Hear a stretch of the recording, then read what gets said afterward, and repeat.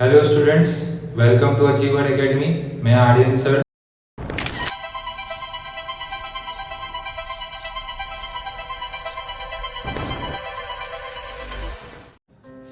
Hello guys, स्वागत है आपका अचीवर्स एकेडमी में। तो पिछले लेक्चर में हम लोगों ने कुछ इंटीजर्स के कुछ क्वेश्चंस बनाए थे और हम लोगों ने natural number, whole number, integers को समझा था। अभी जैसा कि मैंने कहा था कि नेक्स्ट लेक्चर में हम लोग इंटीजर्स के कुछ प्रॉपर्टीज पढ़ेंगे, तो वो शुरू करते हैं। तो सबसे पहला यहाँ पे प्रॉपर्टी है कॉम्यूटेटिव प्रॉपर्टी। तो ये कॉम्यूटेटिव प्रॉपर्टी एक्सप्लेन करने से पहले मैं आपको बता देना चाहता हूँ कि हमारी जो फोर मेन फंक्शंस होते हैं, एडिशन, सब्ट्रैक्शन, मल्टीप्लिकेशन, डिवीजन, तो एक्चुअली कॉम्यूटेटिव प्रॉपर्टी सिर्फ दो ही के लिए एप्लीकेबल है, एडिशन एंड मल्टीप्लिकेशन के लिए। बाकी सब्ट्रैक्शन और डिवीजन पे एप्लीकेबल नहीं है।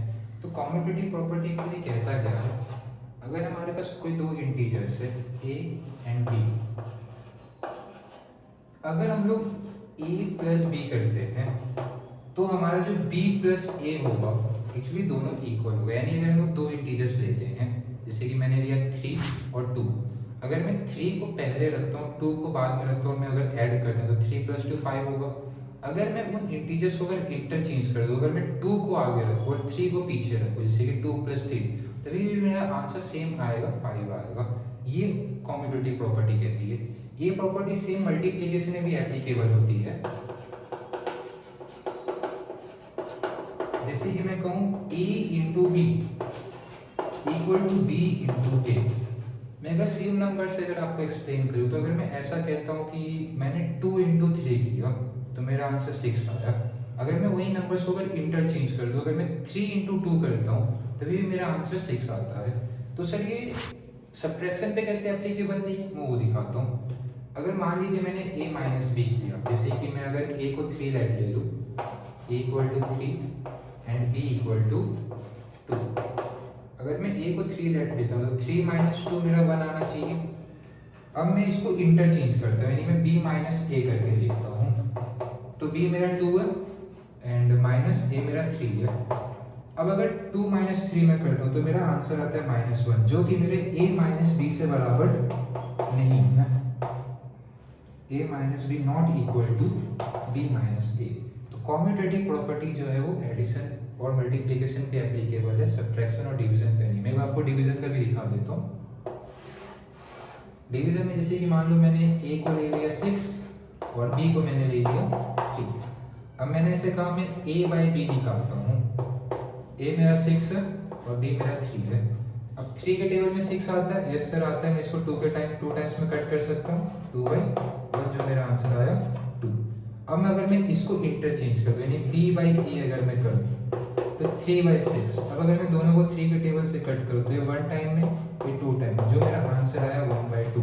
तो यहाँ पे मैं देख सकता हूँ a/b मेरा b/a के बराबर नहीं है। तो कॉम्यूटेटिव प्रॉपर्टी ये शो करता है, ये बताता है कि अगर कोई दो इंटीजर्स है जिनको अगर आप इंटरचेंज करते हो, उसके बाद भी उसकी वैल्यू चेंज नहीं होगी। तो commutative property only addition and multiplication पे ही एप्लीकेबल है। नेक्स्ट प्रॉपर्टी है एसोसिएटिव, उसके बारे में सीखते हैं अभी।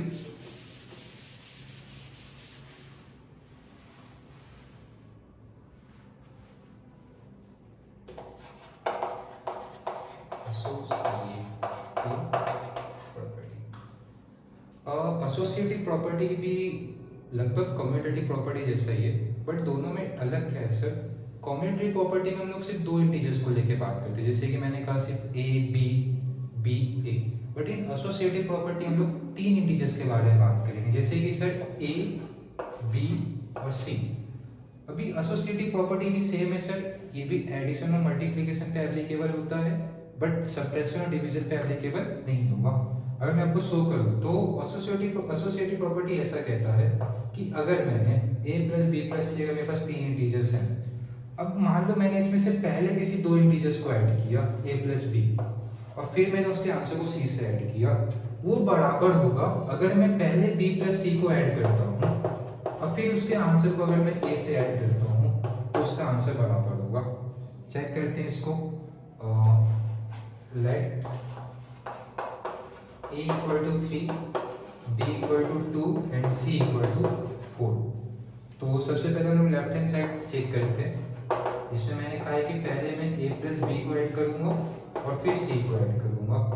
तो मेरा a कितना है 3 प्लस 2 एंड प्लस 4। तो पहले a प्लस बी अगर मैं ऐड करूँ तो 3 प्लस 2 5 प्लस 4 यानी 9 हुआ। अब अगर मैं राइट हैंड साइड देखूँ तो राइट हैंड साइड ऐसा कहते हैं कि पहले मैं b प्लस सी को ऐड करूंगा, फिर मैं जो आंसर आएगा उसको मैं a से ऐड करूंगा। तो देखते हैं a प्लस बी प्लस सी। तो a मैंने रखा 3, b मैंने रखा 2 और c मैंने रखा 4। आया पहले b प्लस सी मुझको ऐड करना है, यानी 3 प्लस 2 प्लस 4 हो गया 6, 6 प्लस 3 आया 9। तो यहाँ देख सकते हैं आपका LHS और RHS बराबर आया, यानी एसोसिएटिव प्रॉपर्टी जो एडिशन के लिए एप्लीकेबल हो गई। और जैसे कि मैंने आपसे इससे पहले भी कहा, ये सब्ट्रैक्शन और डिवीजन पे नहीं होता, तो मैं एक बार आपको चारों शो करके दिखा देता हूँ कि कैसे ये सब्ट्रैक्शन पे या तो डिवीजन पे शो हो रहा है कि नहीं हो रहा है।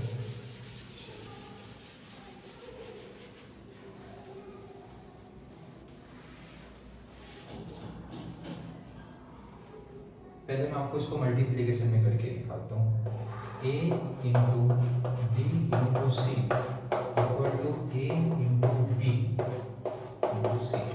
मल्टीप्लिकेटिव में भी एसोसिएटिव प्रॉपर्टी सेम चीज कहता है कि अगर आप पहले b इंटू सी करोगे और उसके आंसर को अगर फिर आप a से मल्टीप्लाई करते हो, या तो पहले आप a इंटू बी कर लो फिर उसके आंसर को अगर c से मल्टीप्लाई करते हो, तो आपका आंसर सेम आने वाला है। देख लेते हैं, जैसे कि मैं अगेन लेट सेम एग्जांपल लूँ, a equal to 3, b equal to 2, c equal to 4। मैं अगर लेफ्ट हैंड साइड अगर अपना उठाऊं तो हम लोग देखते हैं LHS सबसे पहले। तो LHS में क्या कहता है a इंटू बी इंटू सी। इसमें हम लोग सबसे पहले b इंटू सी कर लेंगे, फिर जो आंसर आएगा उसको a से मल्टीप्लाई करेंगे। तो a मेरा कितना है 3, b कितना है 2 और c कितना है 4। तो पहले b इंटू सी कर लेते हैं, 2 इंटू 4 मेरा आंसर आया 8। फिर इस 8 को मैं 3 से मल्टीप्लाई करूंगा, यानी 8 3 जा 24। चलो अब RHS चेक करते हैं। RHS जिसके अंदर मैं पहले a इंटू बी करूंगा और जो आंसर आएगा फिर उसको c से इंटू करूंगा, चेक करेंगे वो मेरे LHS के बराबर आया कि नहीं। तो a का मेरा वैल्यू है 3, b का वैल्यू 2 और c का वैल्यू 4। 3 इंटू 2 6 इंटू 4 और 6 4 जा 24। देखो क्या LHS और RHS बराबर आया? Yes sir. यानी मल्टीप्लिकेशन के लिए भी मेरा जो है एसोसिएटिव प्रॉपर्टी फॉलो होता है। तो अभी तक मैंने आपको दो प्रॉपर्टी बताई, commutative property and associative property. Commutative property से मल्टीप्लिकेशन और एडिशन के लिए फॉलो होता है, यानी आप ऐसे कह सकते हो कि a plus B equal to B plus A, और मल्टीप्लिकेशन के लिए कह सकते हो a into B equal to B into A. उसे सब्ट्रैक्शन और डिवीजन पे नहीं होता।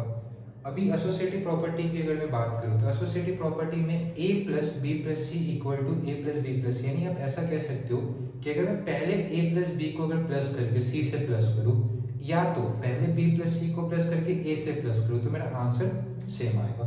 एसोसिएटिव प्रॉपर्टी भी मल्टीप्लिकेशन एडिशन पे एप्लीकेबल है, डिवीजन पे और सब्ट्रैक्शन पे नहीं है। मोस्ट ऑफ दी आपको इसमें यही याद रखना है कि कम्यूटेटिव और एसोसिएटिव दोनों ही सब्ट्रैक्शन और डिवीजन पे एप्लीकेबल नहीं है। चलो अभी मैं आपको दो और प्रॉपर्टी के बारे में बताता हूँ जो ज़्यादा यूजफुल होगी आपके लिए। अभी आपको इसके अंदर याद करना है additive identity. Actually additive identity का मतलब ऐसा होता है, कोई एक ऐसा नंबर जिसको अगर आप किसी नंबर के साथ प्लस करो तो ये नंबर की पहचान आपको दिखे। मतलब जैसे कि अगर 2 है तो मैं 2 से ऐसा कौन सा नंबर प्लस करूंगा कि मेरा आंसर 2 ही आएगा। इस 2 की आइडेंटिटी नहीं खोनी चाहिए, ये है एडिटिव आइडेंटिटी। तो क्या मैं 0 प्लस कर सकता हूँ? अगर मैं 2 में अगर 0 प्लस करता हूँ तो मैं 2 ही आएगा। अगर मान लेते हैं -3 में, तो -3 में मैं ऐसा क्या नंबर प्लस करूं कि -3 ही आए? तो क्या मैं 0 प्लस करूं तो -3 आएगा? Sir no changes. तो इस नंबर को हम लोग कहते हैं एडिटिव आइडेंटिटी, यानी अगर आप इस नंबर को किसी भी दूसरे नंबर से अगर प्लस करते हो तो इस नंबर की आइडेंटिटी चेंज नहीं होगी। तो एडिटिव आइडेंटिटी क्या है? 0। अभी मल्टीप्लिकेटिव आइडेंटिटी की अगर बात करें, मल्टीप्लिकेटिव आइडेंटिटी,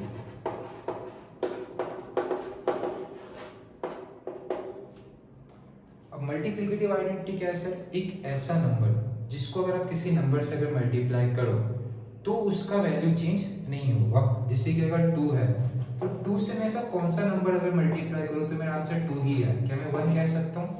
कैसे? अगर मान लेते हैं -3 है तो -3 से मैं कौन सा नंबर मल्टीप्लाई करूँ कि आंसर में -3 आएगा, क्या मैं 1 कह सकता हूँ? Yes sir. यानी मेरी मल्टीप्लिकेटिव आइडेंटिटी जो है वो 1 है। अगर मैं इस नंबर को किसी भी दूसरे नंबर से अगर मल्टीप्लाई करता हूँ तो मेरी उस नंबर की पहचान जो है यानी आइडेंटिटी वो चेंज नहीं होगी। तो मल्टीप्लिकेटिव आइडेंटिटी कह सकता हूँ 1।